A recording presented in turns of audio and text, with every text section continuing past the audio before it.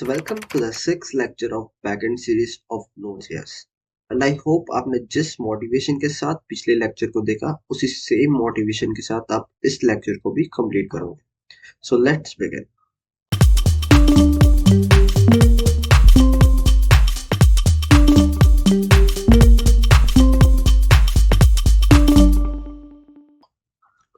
पिछले वीडियो में हमने बात किया कि HTTP मेथड्स क्या होते हैं. हमने देखा कि गेट मेथड क्या करता है, डेटा फेच करता है, पोस्ट मेथड डेटा ऐड करेगा, पुट डेटा को अपडेट करेगा and delete method data delete करेगा. इस वीडियो में हम इन्हीं HTTP मेथड्स को डिटेल में देखेंगे. इन्हीं HTTP मेथड्स को हम इम्प्लीमेंट करेंगे अपने एक्सप्रेस के through. So let's begin this. तो सबसे पहले मैं गेट मेथड समझाता हूँ कि कैसे हम गेट मेथड को इम्प्लीमेंट करते हैं. गेट के लिए बेसिकली मैंने बताया था कि गेट में हमें डेटा को गेट करना होता है. हमें सबसे पहले तो डेटा चाहिए. तो डेटा के लिए मैं एक फाइल को क्रिएट करता हूँ, data.json. तो इसमें कुछ डमी डेटा रख लेते हैं हम. एक यस लाइक दिस मैंने एक डमी डेटा रख लिया. इसमें एक आईडी भी पास कर देते हैं रेफरेंस के लिए आपको. आईडी 1 एंड ये सब में मैं रख लेता हूँ एंड आईडी. हमेशा एक यूनिक चीज जरूर रखते हैं अपने डेटा में ताकि हम उसको यूनिकली आइडेंटिफाई कर सके. तो मैंने इसमें एक आईडी रख दिया. ओके, तो हम अब एक गेट का एपीआई क्रिएट करते हैं जिसके थ्रू हम अपने इस डेटा को फेच करेंगे. गेट का एपीआई क्रिएट करने के लिए हमें क्या करना पड़ता है, ऐप डॉट गेट एंड यहाँ पे हमें एक यूआरएल देना पड़ता है. मान लो मैं यहाँ पे अभी के लिए यूजर दे देता हूँ एंड यहाँ पे कॉल बैक बनाना होता है. दो चीजें होती हैं, request and response. Request basically जो हम यूआई से रिक्वेस्ट करेंगे एंड रिस्पॉन्स जो हम सर्वर से भेजेंगे. तो नॉर्मली हम क्या करते हैं, इस डेटा को रिटर्न कर देते हैं. इस डेटा को अपने फाइल में गेट करने के लिए हमें इसको इंपोर्ट करना पड़ेगा. तो सबसे पहले हम इसको इंपोर्ट कर लेते हैं. तो const data equals to require, कहाँ से इंपोर्ट करना है हमने, अपना data.json से. ओके, तो नॉर्मली हम यहाँ पे रिस्पॉन्स डॉट सेंड अपना डेटा को सेंड कर देते हैं. ओके, तो मैं इस फाइल को रन कर देता हूँ. Dot server dot JS. Okay, तो नॉर्मली हम अपना ब्राउजर ओपन करते हैं एंड यहाँ पे अपना रिक्वेस्ट को हिट करते हैं. तो लोकल होस्ट 6001/users. जब मैंने हिट किया तो मुझे वो फाइल का डेटा मिल गया. ओके, तो बेसिकली हमने अपना गेट का रिक्वेस्ट कंप्लीट कर दिया. अब गेट हम एक पर्टिकुलर एंट्री करके देखें. मान लो मुझे सिर्फ फर्स्ट एंट्री चाहिए, तो कैसे करना है. तो अब काम आएगा अपना ये आईडी का, कि हम अपने एक आईडी के थ्रू यूनिकली आइडेंटिफाई करेंगे अपने इस पर्टिकुलर डेटा को एंड हम अपने रिक्वेस्ट में इस पर्टिकुलर एंट्री को ही सेंड करेंगे. यहाँ पे हम क्या करते हैं, ऐप डॉट गेट एंड यहाँ पे यूज/यूजर्स. यहाँ पे एक मैं पैरम पास करता हूँ. अब ये क्या चीज है, अगर आप कुछ भी कॉलन और उसका नेम लिखते हो तो इसको हम बोलते हैं पाथ पैरामीटर. ओके, मतलब कि इसको हम समझते हैं ऐसे. अगर मैं कंसोल करूं console dot log request dot params dot ID. Okay, एक बार के लिए हम रेस्ट डॉट सेंड कर देते हैं. यहाँ पे भी हम आईडी सेंड कर देते हैं. इसको रीस्टार्ट करते हैं एंड चेक करते हैं कि इस हमें ये आउटपुट क्या दे रहा है. तो नॉर्मली मैं क्या करता हूँ, यहाँ पे स्लैश अभी के लिए 1 लिखता हूँ एंड हिट करता हूँ. ओके, तो हमें इसने बोला ID is not find and हम यहाँ पे देखते हैं. ओके, हाँ सॉरी, तो यहाँ मैंने गलती से आईडी पास कर दिया लेकिन हमें आईडी पास नहीं करना. तो यहाँ पे हमें देखो, हमने जो यहाँ पे 1 लिखा वो हमें यहाँ पे कंसोल हो गया. इसका मतलब हम इस आईडी को एक्सेस कर पा रहे हैं. ओके, अब इसका मतलब क्या हुआ, हम अपना इस पर्टिकुलर एंट्री को फाइंड कर सकते हैं आराम से क्योंकि हमें 1 आईडी मिल गई है. ओके, तो हम उसको फाइंड करने के लिए हमें नॉर्मल जावास्क्रिप्ट लॉजिक लिखना होगा। तो हम लिखेंगे डेटा डॉट फाइंड, हमें इसको शो कराना पड़ेगा एक find ID equals to data. Data क्या है जो हमने ऊपर इंपोर्ट किया है, फाइंड फाइंड करना है। ओके, कैसे फाइंड करना है हमें? ओके, जैसे यूजर की ID, user dot ID equals to किसके, request dot parents dot ID. मतलब कि हमने क्या किया, इस सारे डेटा में हमें वो आईडी दे दो जो अपनी पैरेंट्स की आईडी के साथ मैच करे। ओके, तो हम इसमें यहाँ पे सेंड में फाइंड आईडी पास कर देते हैं। ओके, एक बार सर्वर को फिर से रिस्टार्ट करते हैं एंड चेक करते हैं। अब जब मैंने इसको हिट किया तो हमें यहाँ पे कुछ नहीं मिला, तो इसका मतलब हमारा कुछ लॉजिक में मिस्टेक है। तो इसको चेक करते हैं, data dot find user user dot I D.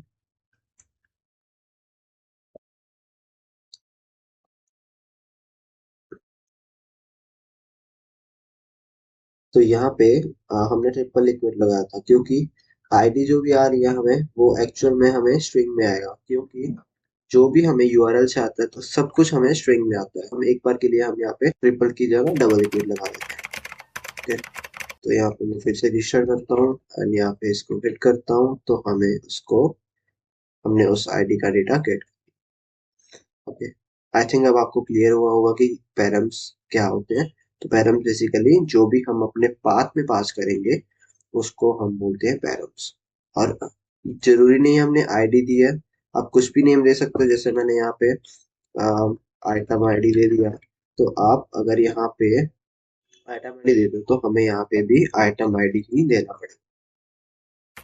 Okay, तो हर जगह आइटम आईडी देते हैं एक बार। तो यहाँ पे इसको रिस्टार्ट करते हैं एंड फिर से चेक करते हैं, तो हमें वो आईडी का डेटा मिल रहा है। आप 2 का वेट करोगे तो 2 का मिल जाएगा, एंड अगर हम 3 का करते हैं तो 3 का मिल जाएगा। ओके, आई थिंक अब आपको गेट मेथड क्लियर हो गया हो। ओके, सो नेक्स्ट मेथड पे चलते हैं हम अपना पोस्ट। ओके, तो पोस्ट का रिक्वेस्ट क्रिएट करते हैं app dot post, same URL रखते हैं यूजर्स, और बैक क्रिएट करते हैं रिक्वेस्ट रिस्पॉन्स के, एंड यहाँ पे एक बार के लिए यहाँ पे रिस्पॉन्स सेंड कर देते हैं।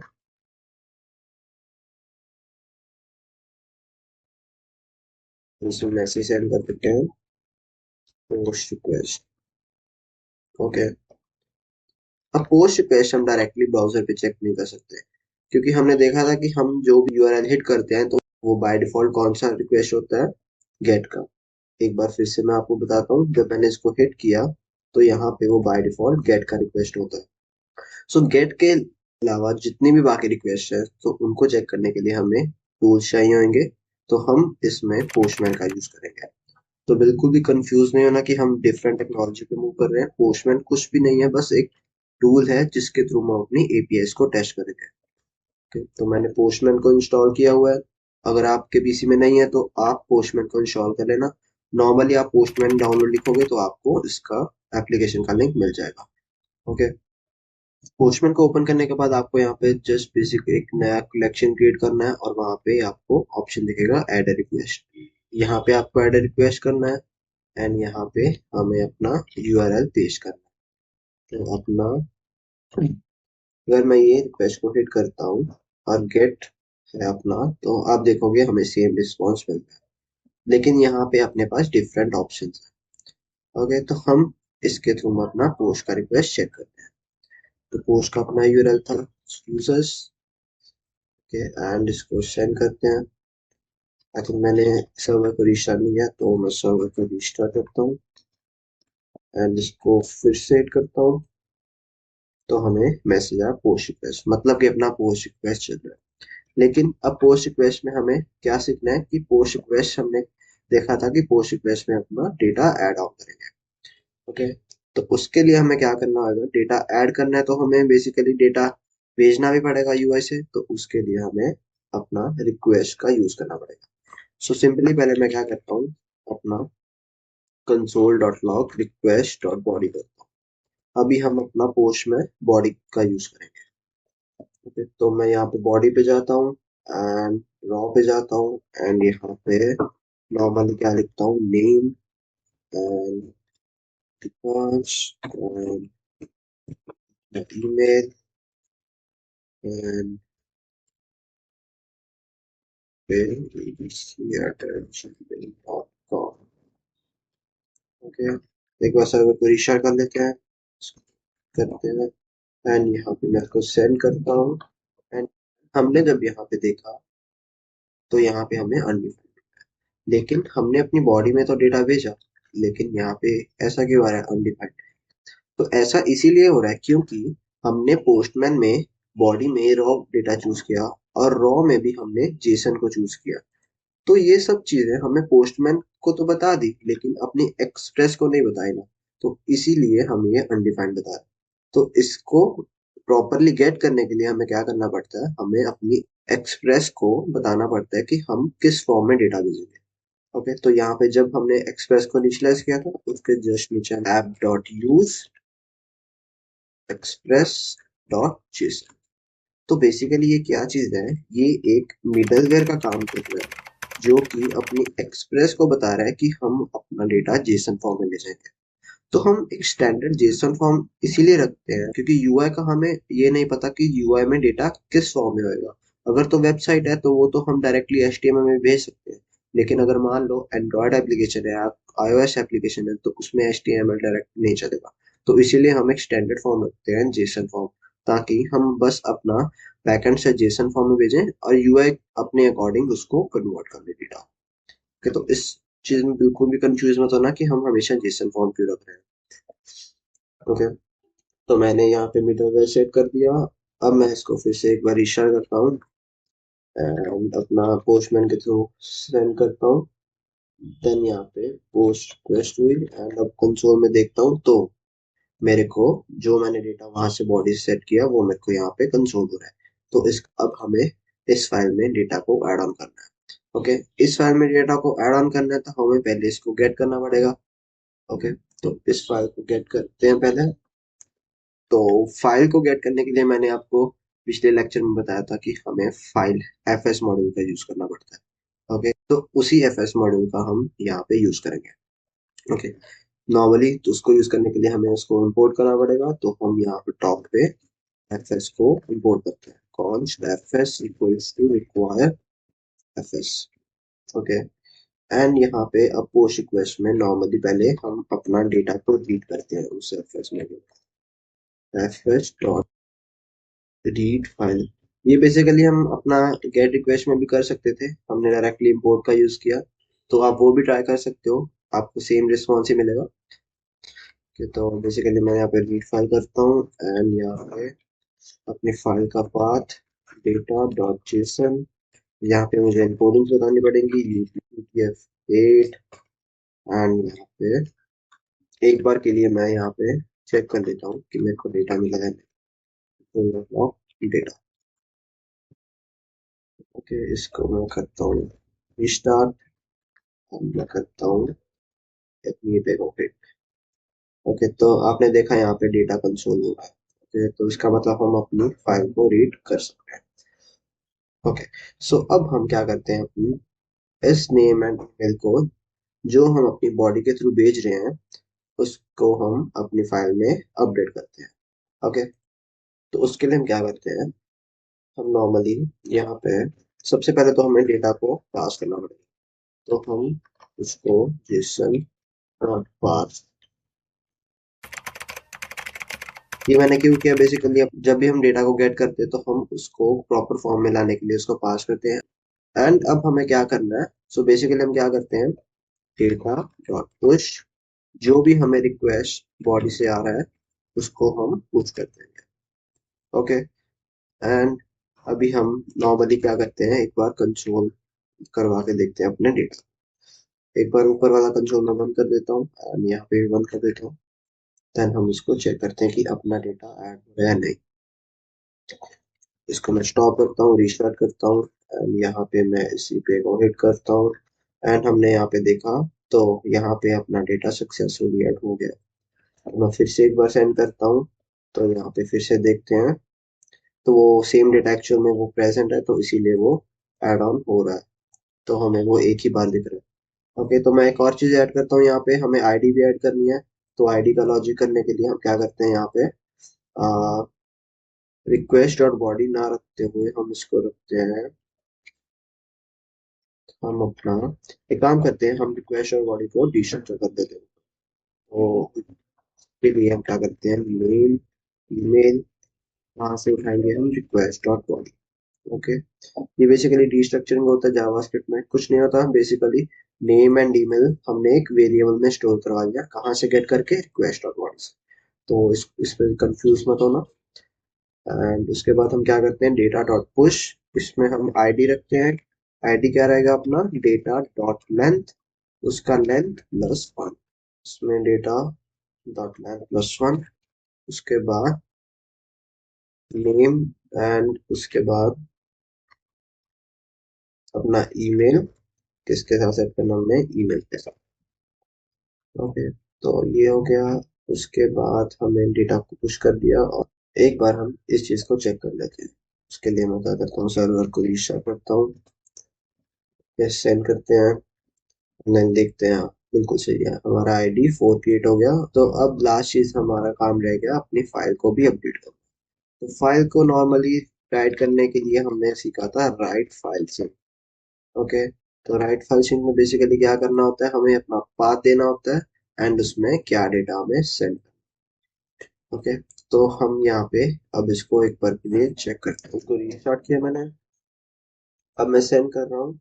अब पोस्ट रिक्वेस्ट हमारा 4 एंट्री, एक बार फाइल चेक करते हैं। तो यहाँ पे इसको मैं प्रॉपर ब्यूटीफाई करता हूँ। हाँ, तो आपने देखा यहाँ पे अपना आईडी से नेम ऐड हो गया। एक बार फिर से ऐड करते हैं, तो फिर से इस फाइल को देखते हैं, तो यहाँ पे आईडी 5 से वो चीज क्रिएट हो गया। जितनी बार आप हिट करोगे उतनी बार आईडी क्रिएट होगा, और वो सेम में अपना डेटा ऐड ऑन हो जाएगा। ओके, तो इसका मतलब हमने पोस्ट रिक्वेस्ट भी कंप्लीट कर दिया, मतलब कि अब हम अपने पोस्ट एपीआई के थ्रू डेटा को ऐड ऑन कर सकते हैं। बेसिकली ये चीज हम अपनी नॉर्मल एपीआई में ऐसा कुछ नहीं करेंगे, क्योंकि हम उसमें अपना डेटाबेस का यूज करेंगे।